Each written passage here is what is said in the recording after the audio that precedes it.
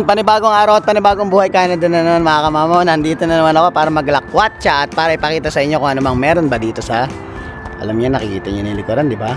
Siyempre, kung napuntahan na natin ang Asian car, nakapunta na tayo sa American car. Ngayon naman pupunta tayo sa mga German car. So ayan, here's Porsche Saskatchewan. Let's go!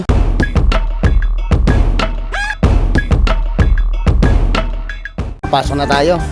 Siyempre dati nagpupunta tayo sa medyo malalaki, mga bulky na sasakyan. So ngayon saan tayo pupunta? Sa mga sports car naman tayo mga kapatid. So siyempre nandito tayo ngayon sa showroom ng nakabukas ba? Hindi pala nakabukas. Bukas ko mo yung mic para mas malakas.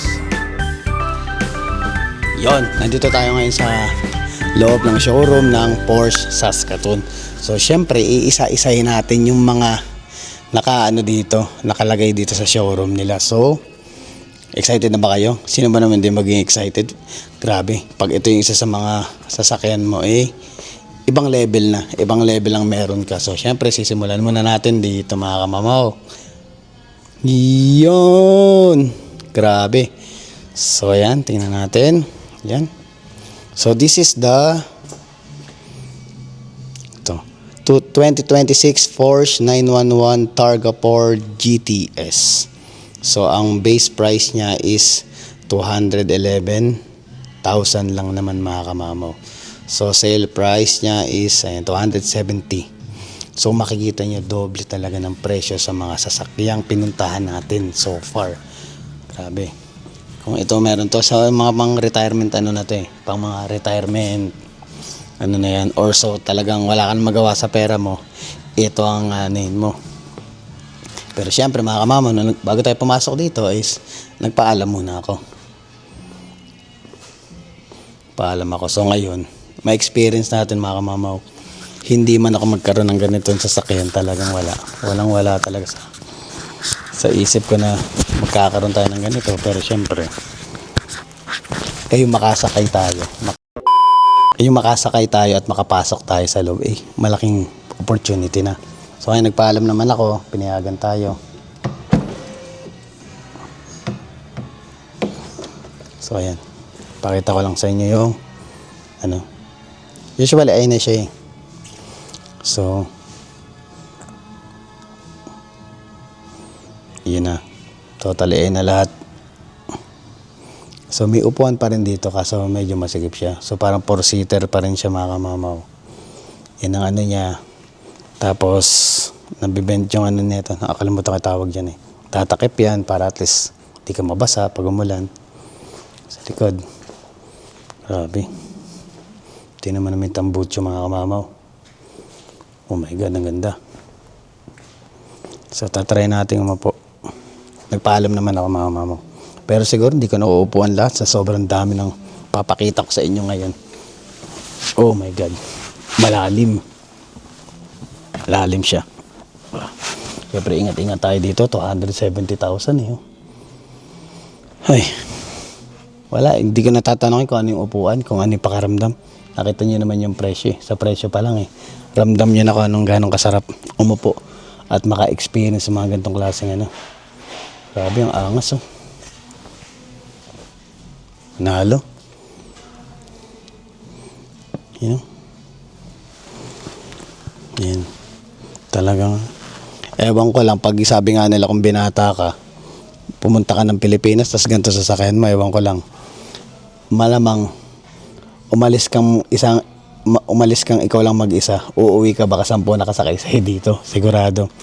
Grabe ganda, iba yung pakaramdam mga kamamaw na parang alam mo yung pag naging sasakyan mo siya, parang maano kang ilabas, may ilag kang ilabas, parang feeling mo anytime baka mamaya magasgasan. Ganun yung pakaramdam kasi napakamahal.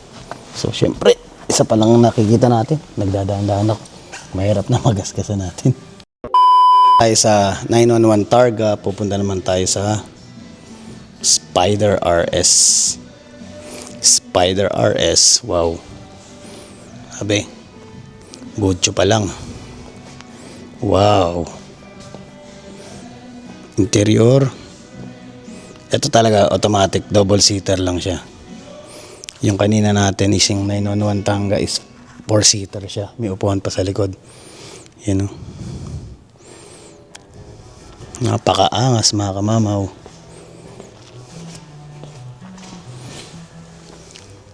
Wow. So ito, magkano ang price niya?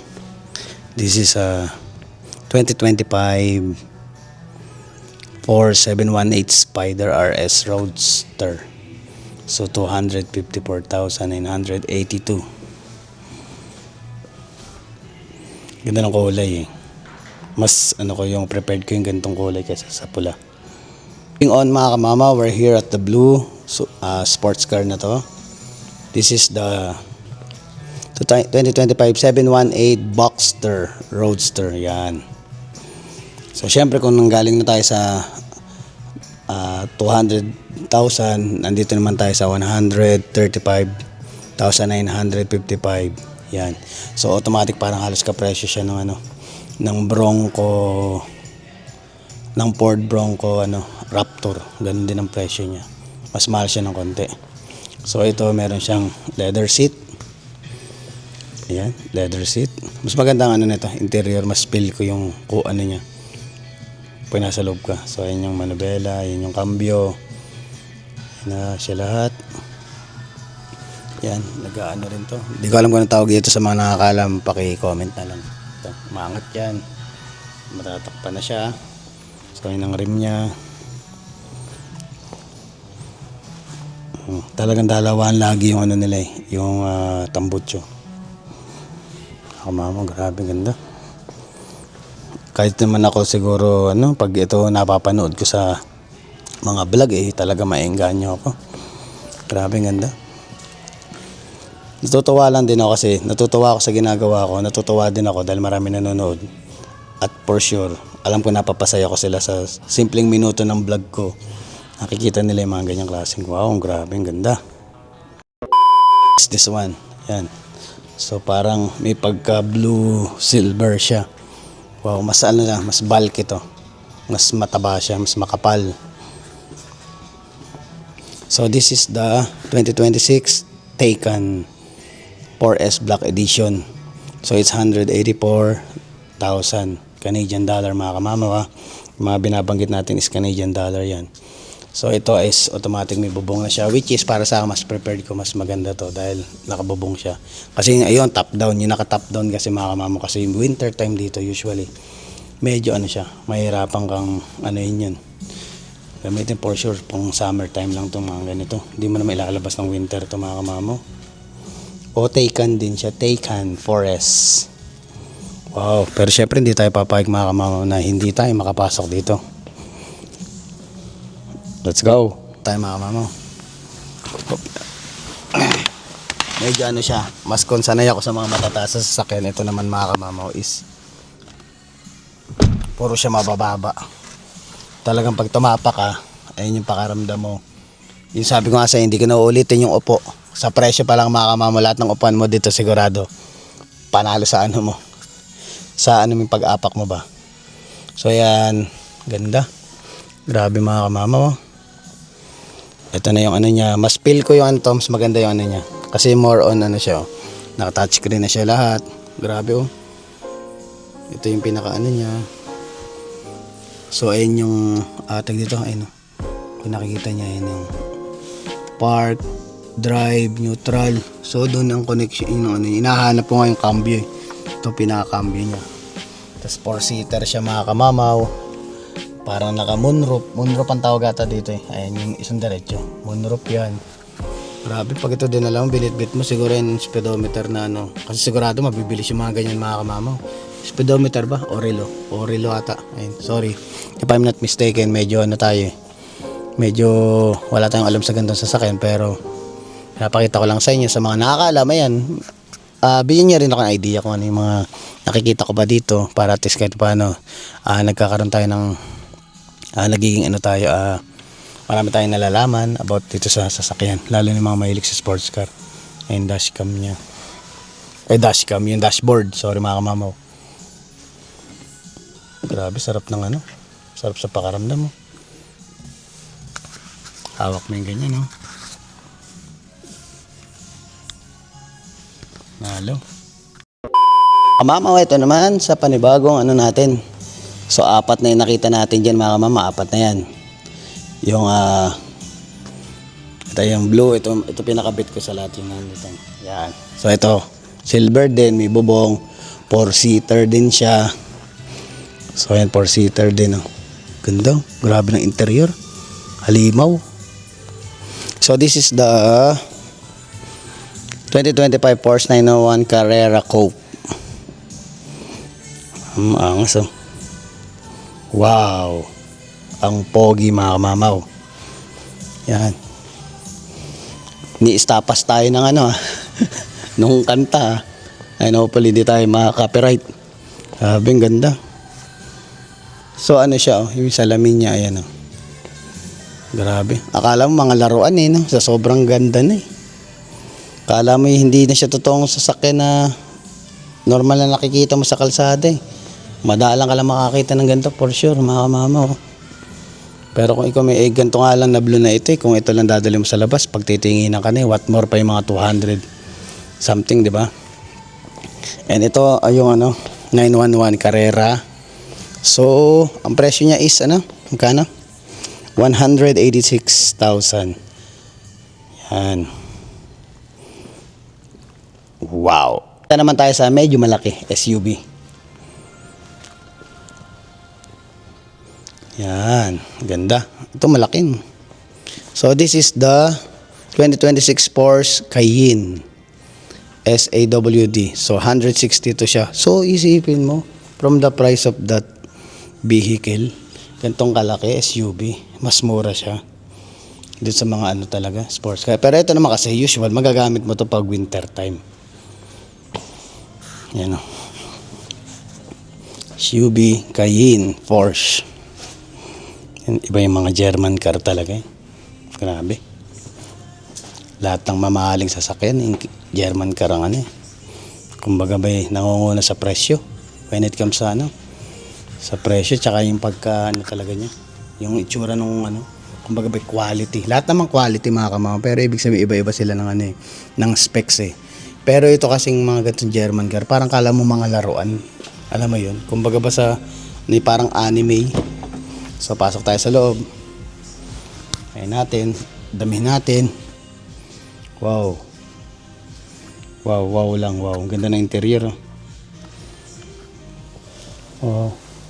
5-seater. 5-seater siya. Sunroof. Ay moonroof. Ayan. So almost the same din kung titingnan mo papasok ka. Makikita mo yung mga cambio. Ito yung cambio niya. Yan, nandito rin. So, yun na talaga mga niya, cambio niya. Tapos ito na yung ibang siguro sa mga aircon, mga sa USB or something na yun. Lahat na yan sa sasakyan. Siyempre yung upo, same thing. Ganun ang pakaramdam.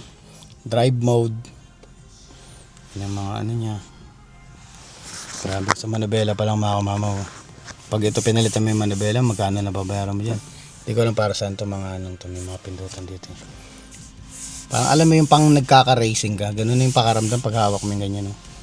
Laki ng screen. Ang yabang ng vlogger. Joke lang mga kamama, minsan may mga ganun lang ako. Lang tayo, konti-konting lang. Siyempre na-overwhelm ka sa mga nakikita mo, di ba? So yung sinasabing mayabang, hindi talaga mayabang mga kamama, mabait si kamamaw. Minsan nagpapaano lang. So, joke lang. Sarap ng upo. Iba yung pakaramdam mga kamama pag mga ganitong klaseng sasakyan yung kung meron kang ganito.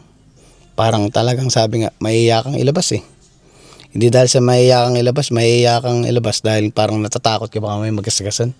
Grabe yung mga presyo. Parang almost para ka nang bumili ng kalahati ng bahay. Ganun na yung presyo niya. Kasi nag-usually mga bahay dito may mga 300 din, makakuha 400 pero ito presyo na ito 180, almost half na ng bahay kung balak mo kumuha ng bahay. Parang dati pag binili mo to, dito ka na tumira. Dito ka na titira. Huwag ka nang bumili ng bahay kung gantong klase sasakyan yung kukunin mo. Naman tayo sa medyo yung kulay niya green. What is this one? Okay. Porsche, medyo malaki siya ng konti, halos kasi laki siya ng silver na yon. This is the 2026 Porsche Panamera. Yung mga pangalan ng sasakyan, kala mga Camry. You know? Wow, grabe ganda. So hindi na ako papasok dito. Usual nakapasok na tayo sa iba na try na natin tatlong. Halos magkakaiba kasi yung ibang halos pares lang siya ng size eh. So hindi na ako pumasok. So, yun ang interior niya. Same time. Almost same ng SUV na sinakay natin. Ganun yung interior niya. Pero gusto ko yung interior ng isa, pula. Tsaka yung sa interior ng blue. Yan ang ganda. Wow, amazing. Naman tayo sa medyo maliit ng konti na SUV. Kulay maroon siya. Porsche. And this is the Porsche Macan. So, interior, wow. Ganda rin ang kulay nito kasi medyo dumihin siya. Pero pag maangas yung yung loob. 5-seater din. Wala siya nakalagay na presyo. Usually may mga presyo sila. Ito walang presyo nakalagay. Macan. Nandito na tayo sa main event. Pero syempre bago siya magsimula ang main event, banatan natin ang matinding montage. Let's go!